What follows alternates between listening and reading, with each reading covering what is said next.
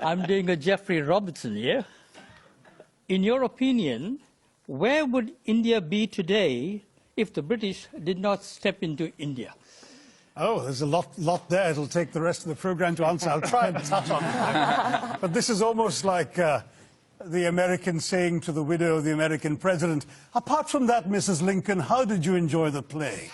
I mean, you know, really, the British came to one of the richest countries in the world, accounting for 27% of global GDP in 1700, 23% in 1800, and over 200 years of exploitation, depredation, loot and destruction, reduced it to a poster child for third world poverty, just over 3% of global GDP, 90% of the population living below the poverty line when the British left in 1947, a literacy rate, you speak of education, a literacy rate below 17%, and a life expectancy of 27. The growth rate of British India from 1900 to 1947 was 0.001%. That's what they were doing while draining the country of taxes and resources. Education, my gosh, the British, the last thing they wanted to do was invest in educating Indians. Will Durant, the American historian traveling in India as late as 1930, pointed out that the entire expenditure of the British on education in India, from the nursery level to the highest universities, was less than half the high school budget of the state of New York. All the Indian institutes of technology, the engineering achievements you're talking about, were established after independence by the government of India.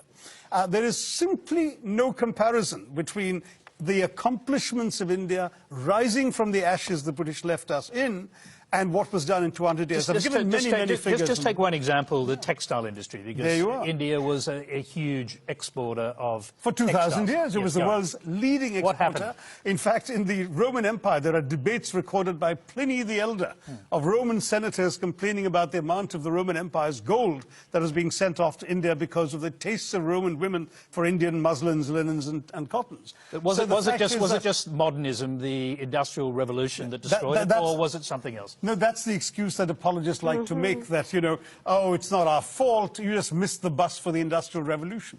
Well, we missed the bus because you threw us under its wheels, is what I tell the Brits. I mean, the fact is, in the name of free trade, the British came in and destroyed the free trade that had made India a leading exporter of textiles. The British soldiers smashed the looms so people couldn't practice their craft. They imposed punitive duties and taxes on the export of Indian textiles while lifting duties on the import of British cloth. And they achieved a captive market at the point of a gun.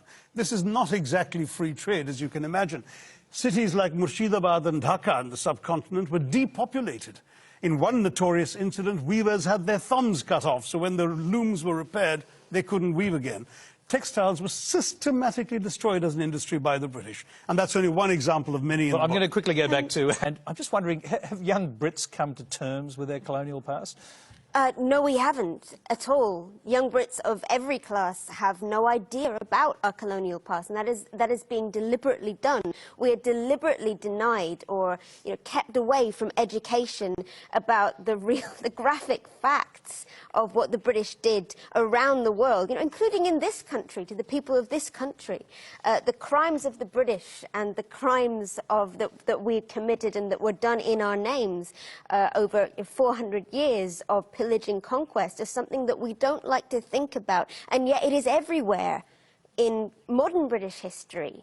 When people talk about Brexit, it's stunning to me that if you ask British people who voted for Brexit what their major fear is, their fear is that people will come to our country and take our things. And that's exactly... Like, you know, why... I just can't... It doesn't compute, but we don't know this history. You know, I took history in British schools up to the age of 18, and I got a pretty good grade. And most You never learned a line of colonial history, did you? Well, almost everything that you have just said, I learned from your book.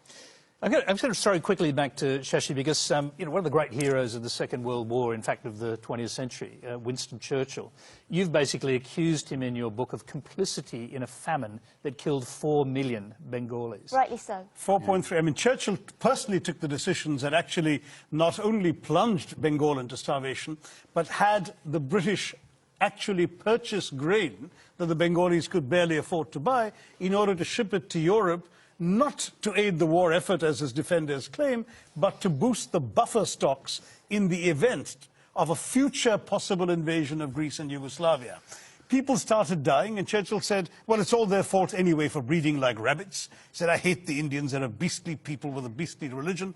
Australian ships were docking in Calcutta port and were ordered by Churchill and his odious paymaster, General Lord Cherwell, not to disembark their wheat, but to sail on to Europe, where their wheat might be used in some future reserve stock.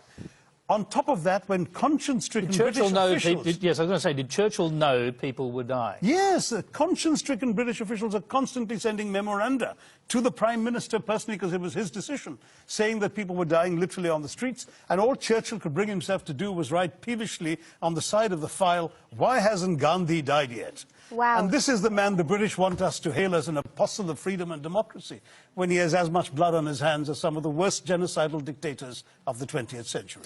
Well, thank you.